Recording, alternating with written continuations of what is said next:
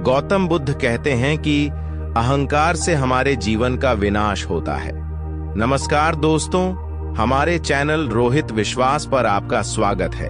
चलिए कहानी शुरू करते हैं। एक लड़का अत्यंत जिज्ञासु प्रवृत्ति का था। जहां भी उसे कोई नई चीज सीखने को मिलती, वह उसे सीखने के लिए तत्पर रहता था। उसने एक तीर बनाने वाले से तीर बनाना सीखा, नाव बनने वाले से नाव बनाने सीखा, मकान बनाने वाले से मकान बनाना सीखा, बांसुरी बनाने वाले से बांसुरी बनाना सीखा। इस प्रकार वह बहुत सारी कलाओं में प्रवीण हो गया, मगर उसमें अहंकार आ गया। वह अपने परिजनों तथा मित्र गणों से कहता, इस पूरी दुनिया में मुझ जैसा कोई प्रतिभावान नहीं है। एक बार शहर में गौतम बुद्ध का आगमन हुआ। उन्होंने जब उसे लड़के की कला और अहंकार दोनों के विषय में सुना, तो मन में सोचा कि इस लड़के को एक ऐसे कला सिखानी चाहिए जो अब तक की सीखी कलाओं से बड़ी हो। वह भिक्षा का पात्र लेकर उसके पास गए। लड़के ने पूछा, आप कौन हैं? बुद्ध बोले, मैं अपने शरीर को नियंत्रण में रखने वाला एक इंसान हूं। लड़के में उन्हें अपनी बात स्पष्ट करने के लिए कहा। तब उन्होंने कहा, जो तीर चलाना जानता है वह तीर चलाता है, जो नाव चलाना जानता है वह नाव चलाता है, जो मकान बनाना जानता है वह मकान बनाता है, मगर जो ज्ञानी है वह स्वयं पर शासन करता है। लड़के ने पूछा, वह कैसे?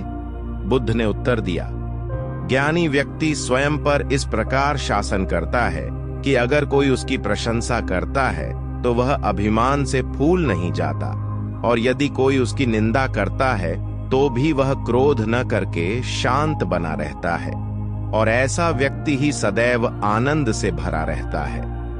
लड़का जान गया कि सबसे बड़ी कला स्वयं को बस में रखना है, और फिर लड़के के अंदर का अहंकार समाप्त हो गया। तो चलिए दोस्तों, एक और कहानी की ओर। एक बार गौतम बुद्ध अपने शिष्यों के साथ किसी पर्वतीय स्थल पर ठहरे थे। शाम के समय वह अपने शिष्य के साथ भ्रमण के लिए निकले थे। दोनों प्रकृति के मोहक दृश्य का आनंद ले रहे थे।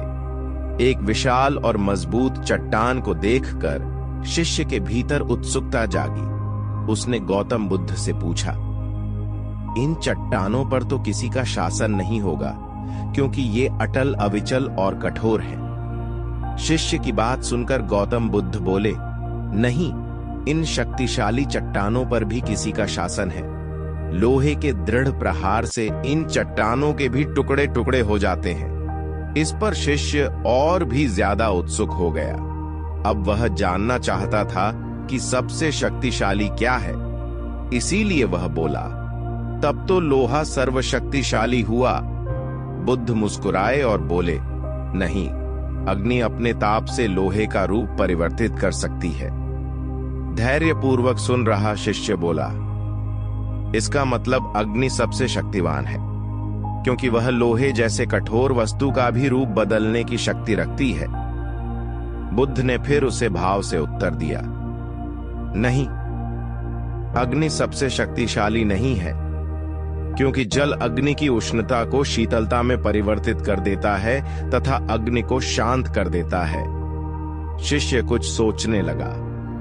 गौतम बुद्ध समझ गए थे कि उसकी जिज्ञासा अब भी पूरी तरह शांत नहीं है। शिष्य ने फिर सवाल किया, इसका अर्थ है कि जल सबसे शक्तिशाली है?